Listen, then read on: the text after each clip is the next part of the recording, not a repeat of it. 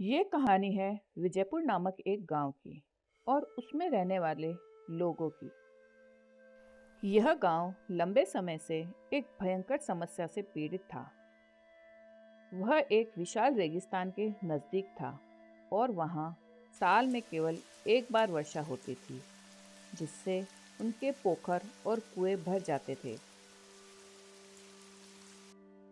स्त्री पुरुष के समूह सुबह सुबह पानी के घड़े भरने के लिए दूर दूर तक जाया करते थे। वह उसी पानी से अपने पूरे दिन का समय निकालते थे।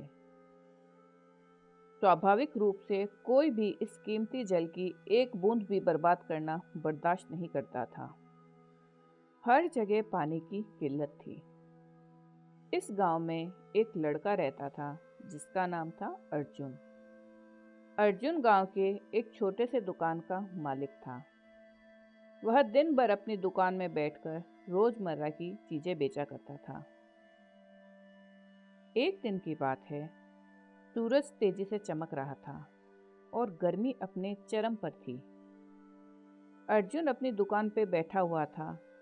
अचानक उसने देखा एक बूढ़ी औरत सड़क पर लड़खड़ाती हुई चल रही है। उसके होठ सूखे हुए हैं और वह बहुत कमजोर लग रही है। अर्जुन ने ध्यान से देखा तो वह औरत बार बार पानी पानी बोल रही थी। अर्जुन तुरंत अपनी दुकान से बाहर निकला और उसके पास पड़े मटके से एक गिलास पानी का भरा और उस बूढ़ी औरत को दे दिया। बूढ़ी औरत ने कांपते हुए हाथों से वह पानी की गिलास पकड़ी और एक बार में सारा पी गई।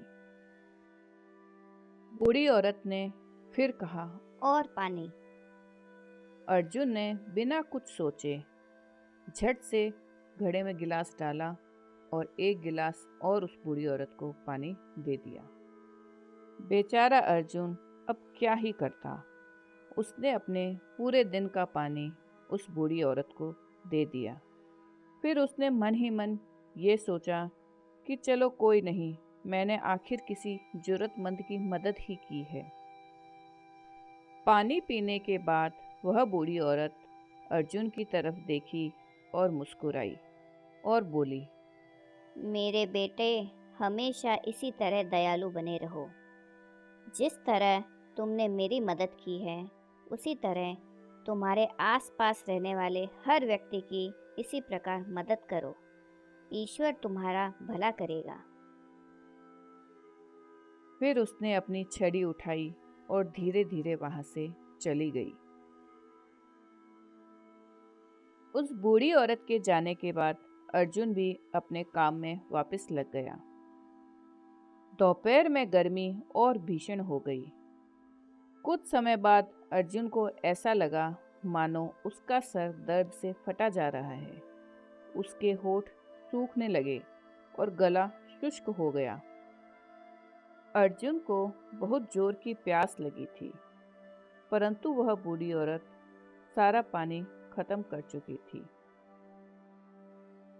अर्जुन ने घड़े को हाथ में उठाया, सोचा शायद इसमें कुछ पानी बचा हो। उसने घड़े को अपने होठों पे लगाया। उसे आश्चर्य हुआ कि एक पानी की मोटी धार उसके मुंह में आ गई। यह पानी अर्जुन को स्वाद में कुछ अलग लगा। इस पानी से अर्जुन में इतनी ताजगी महसूस हुई जैसी उसने आज तक महसूस नहीं की थी। इस पानी से केवल अर्जुन की प्यास ही नहीं बुझी, अपितु उसका सिर दर्द भी खत्म हो गया। अभी जो कुछ भी हुआ उसे अर्जुन समझने की कोशिश ही कर रहा था। तभी उसका एक मित्र सूरज उसकी दुकान पर आया। सूरज और अर्जुन बचपन के घनिष्ठ मित्र थे। किसी हादसे में सूरज की एक आंख चली गई थी, परंतु उन दोनों में बहुत प्रेम था। अर्जुन को आश्चर्य में बैठा देखकर सूरज ने उससे पूछा, कहो भाई, किस सोच में डूबे हो? अर्जुन ने सूरज को सारी बात बता दी। सूरज ने कहा, मुझे भी तो दिखाओ, किस पानी की बात कर रहे हो? जरा मैं भी तो पी के देखूं। अर्जुन ने दुखी होकर कहा, सूरज, मेरे पास पानी बचा हुआ नहीं है। वह सारा पानी मैंने उस बूढ़ी औरत को पिला दिया। इतने में सूरज ने कहा, अरे भाई, जरा मटका देखो तो सही, शायद कहीं कुछ पानी बचा हो। अर्जुन ने अनमने मन से मटके का ढक्कन हटाया तो उसकी आंखें फटी की फटी रह गई। मटका पूरा पानी से भरा हुआ था। वह चकित हो गया, लेकिन बिना देर किए उसने उस मटके में से एक गिलास पानी अपने दोस्त सूरज को दे दिया। पानी पीते ही सूरज को भी बहुत अच्छा लगा और उसने महसूस किया कि उसकी एक आंख, जो किसी दुर्घटना में खराब हो गई थी, उसकी रोशनी वापस आने लगी। अब उसे दोनों आंखों से दिखाई देने लगा। सूरज की रोशनी वापस आते देख अर्जुन भी बहुत खुश हुआ। दोनों दोस्त एक दूसरे के गले लगे। सूरज ने अर्जुन से कहा, मेरे दोस्त, यह साधारण पानी नहीं, यह तो चमत्कारी पानी है।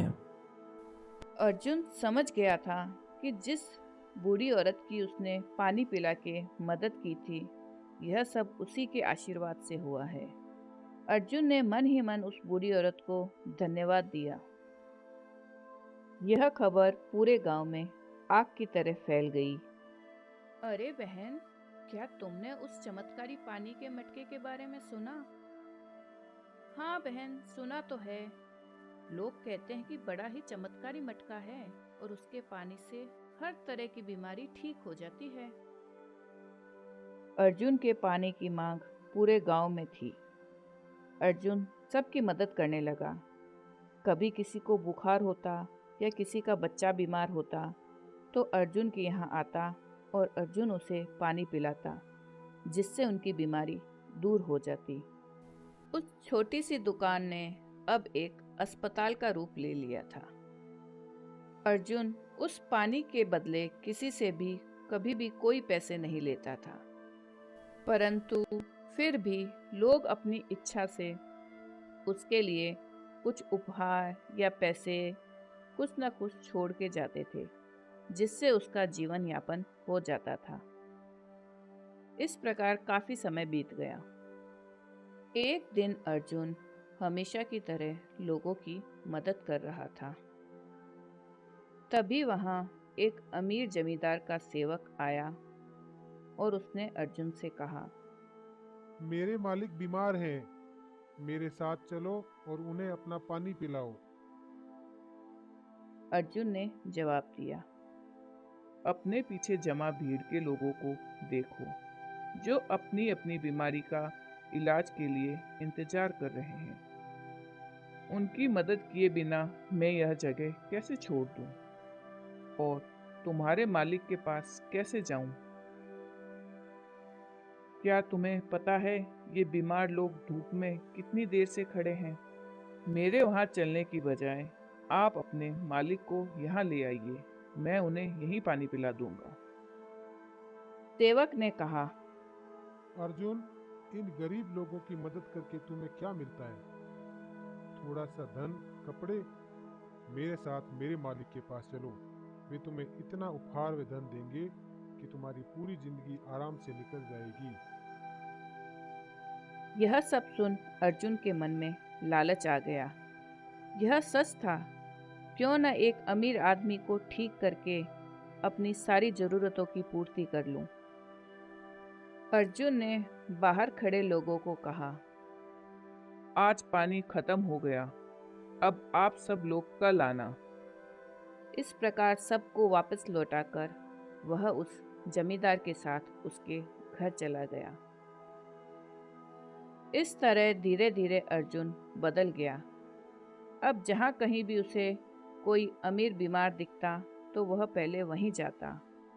गरीब लोगों के चेहरे का दर्द और उदासी उसे अब दिखाई नहीं देती थी।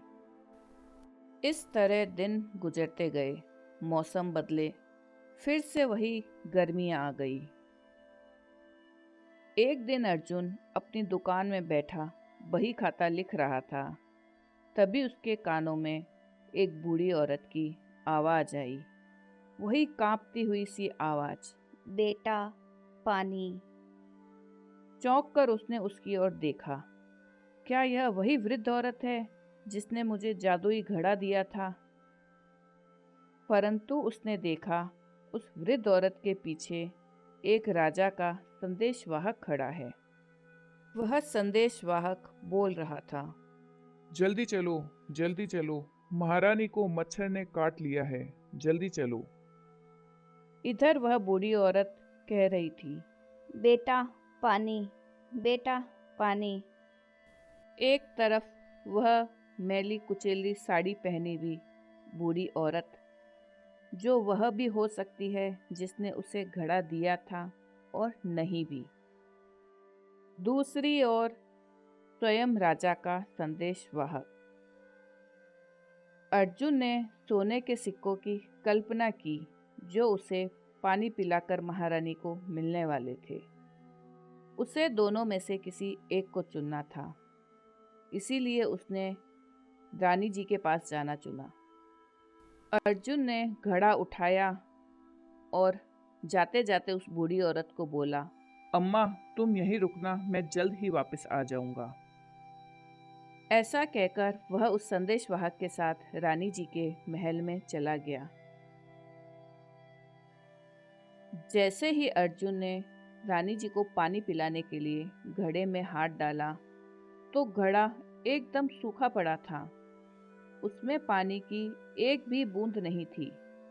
यह सब देख अर्जुन के तो पैरों तले जमीन खिसक गई। जब राजा ने यह सब देखा तो उन्हें बहुत क्रोध आया। उन्होंने कहा, धोखेबाज, तो इस तरह तुम अपने राज्य की जनता को बेवकूफ बना रहे हो। अभी बाहर निकल जाओ। मुझे यह कभी सुनाई न दे कि तुम्हारे पास रोगों के इलाज की कोई जादुई शक्ति है। अगर तुमने फिर कभी ऐसा कोई दावा किया तो मैं तुम्हें इस गांव से बाहर निकाल दूंगा। इस प्रकार बड़े दुखी और बेइज्जत होकर अर्जुन महल से वापस अपनी दुकान की ओर लौट गया। दुकान पहुंच के वह देखता है कि वहां पर वह बूढ़ी औरत भी नहीं है। अर्जुन ने दुखी आवाज में कहा, अम्मा, तुम कहाँ हो अम्मा? मुझे माफ कर दो, वापस आ जाओ, मैं तुम्हें पानी पिलाऊंगा। परंतु वहां पर कोई नहीं आया। अर्जुन को अपने किए पर बहुत दुख हुआ। उसे वे सभी लोग याद आए जिनका इलाज करके उन्होंने उसे दुआएं दी थी। उन सभी बातों को याद करके अर्जुन मुस्कुराया और उसने आज तक जो भी धन इकट्ठा किया था उन सभी धन को उसने गरीब लोगों की मदद में लगा दिया। और अब उसे जहाँ भी कोई ज़रूरतमंद दिखता उसे वह पानी पिलाता और उसकी जो भी मदद हो सकती वह करता। प्रिय मित्रों, यह थी एक छोटी सी कहानी। अगर आपको हमारी कहानी पसंद आई है तो वीडियो को लाइक करें और ऐसी और भी कहानियाँ देखने के लिए हमारे चैनल को सब्सक्राइब करें। धन्यवाद।